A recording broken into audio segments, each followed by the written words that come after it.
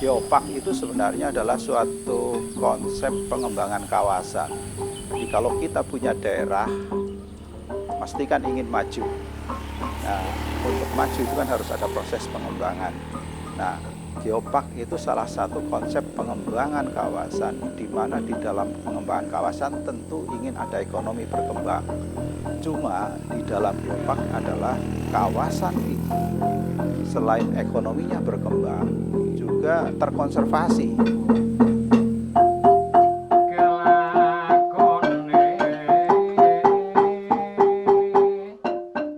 Ada 3 komponen utama. Satu adalah keragaman geologi, geodiversity. Yang kedua adalah keragaman biologi atau biodiversity. Dan ketiga adalah keragaman budaya atau culture diversity.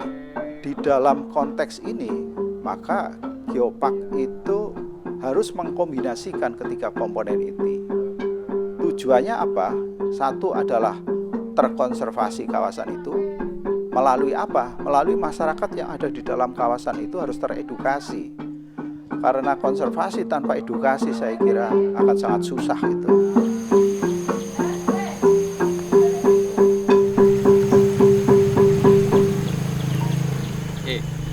Sungai ini umurnya sudah jutaan tahun yang lalu, itu umurnya sudah sangat tua. Lalu mengapa dari sisi biologis itu nyambungnya pulau yang kemudian berliuk-liuk? Idealnya kelokan-kelokan itu akan kita jumpai di dekat muara sana. Kenapa? Karena dia relatif flat, datar, sudah tidak bisa mengerosi kanan dan kirinya. Dia idealnya sungai leokan-leokan ini, kalau ideal sungai yang ideal itu ada di dekat muara. Tapi di Kota Kebumen, posisi Karangsambung apakah di muara? Relatif di tengah. Relatif di tengah. Nah, mengapa liukan-liukan ini menjadi menarik ada di tengah Kota Kebumen, tidak di muara pantai sana? Itu relatif berhubungan dengan patahan-patahan yang memang sudah terbentuk karena aktivitas tektonik.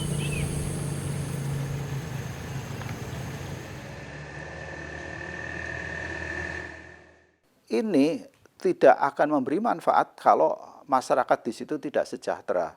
Jadi harus ada pengembangan ekonomi. Nah, ekonomi itu adalah ekonomi yang berkelanjutan. Ekonomi berkelanjutan itu konteksnya apa? Yang paling tepat di situ adalah pengembangan wisata. Nah, kalau di dalam istilah-istilah yang berkembang bisa disebut misalnya sebagai geowisata, ada juga yang mengistilahkan sebagai ekowisata. Kalau geowisata kecenderungannya geonya lebih berat, titik berat itunya ya. Tetapi geowisata bukan hanya batu, wisata batu, bukan. Geowisata juga mengkaitkan bagaimana keterkaitan antara batuan di situ, antara alam di situ, antara bentang alam atau pemandangan di situ dengan bagaimana budaya yang ada di situ dan juga bagaimana kondisi daripada flora faunanya di situ. Itu. Atau yang kedua yang disebut ekowisata. Ekowisata itu juga ya kita kenal lah mungkin orang-orang pecinta lingkungan begitu semacam itu. Jadi wisatanya bukan bersifat sebagai suatu mass tourism. Jadi konsepnya kira-kira adalah seperti desa wisata. Ujungnya nanti adalah semacam itu.